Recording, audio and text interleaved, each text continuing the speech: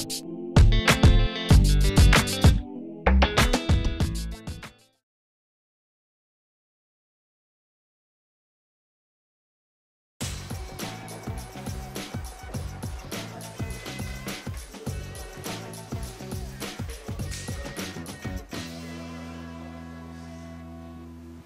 projet remonte à peu près à 2 années et demie.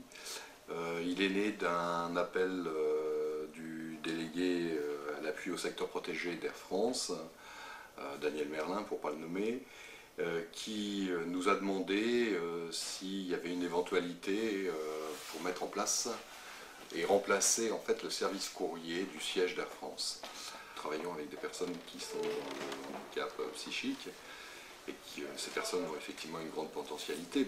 On a d'ailleurs commencé par mettre en place un mois d'essai où les gens ont travaillé et ont appris une partie de leur travail en étant directement sur place et en étant au contact de ces personnes, des personnes d'Air France, du siège. Ce que l'on perçoit, c'est que les gens ont beaucoup évolué, déjà professionnellement, c'est-à-dire que pour beaucoup, ils ont appris un métier, parce que je crois que c'est un métier aussi, le tri postal, que ça obéit à certaines contingences relativement strictes. Alors ici, à ce poste, on saisit dans le système Gaëtan le plan d'acheminement que l'on a pour envoyer tous les sacs à chaque destination. Ça nous oblige à peser chaque sac que l'on prépare. Alors là, on est en train de noter les sacs d'arrivée qui viennent du monde entier, de l'Europe. Un sac, 1 kg,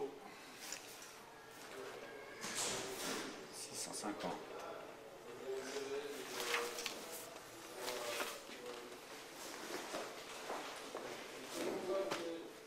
Ce que ça leur a aussi permis, c'est de pouvoir prendre pour certains des responsabilités, de se sentir à l'aise, de pouvoir dialoguer et d'avoir une grande solidarité au travail. C'est-à-dire que, en fait, l'exclusion, entre parenthèses, dont ils étaient victimes, en fait, a été une grande force pour eux, parce qu'en fait, ils se sont unis entre eux et ils ont collaboré sur tous les travaux qu'il y avait à faire, puisque en fait, le service courrier, c'est pas simplement que mettre des enveloppes dans des casiers. C'est aussi toute une partie annexe qui est de la gestion informatique, qui est la gestion des sacs, la gestion des livraisons, tenir des annuaires à jour, ça a été tout ça.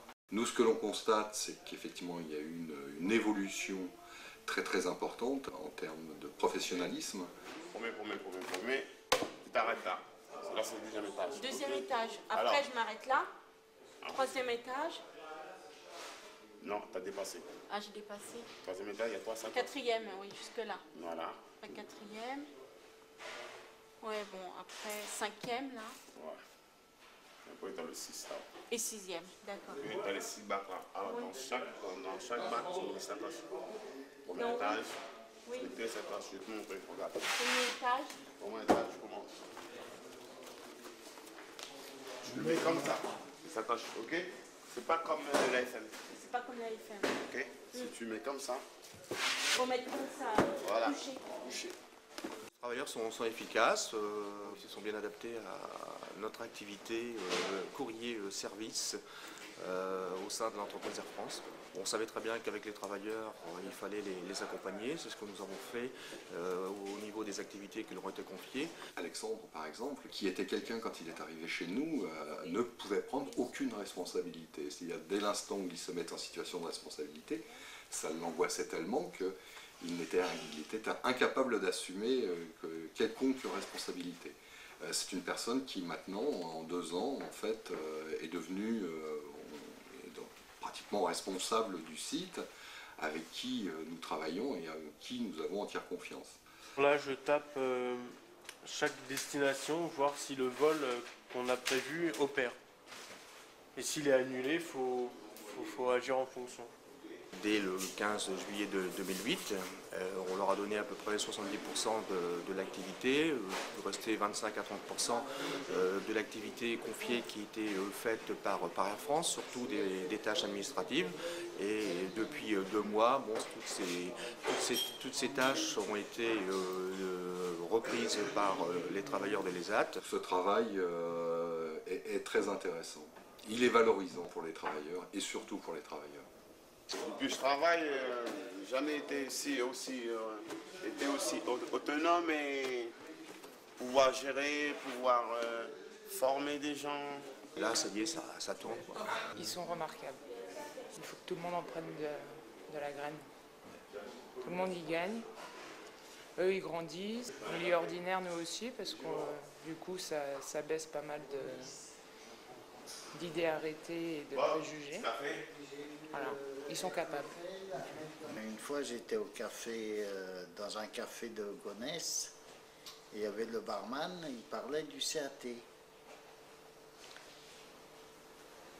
Et il s'étonnait qu'au CAT, on nettoyait des voitures. On lavait des voitures, on nettoyait l'intérieur, à l'aspirateur, tout ça.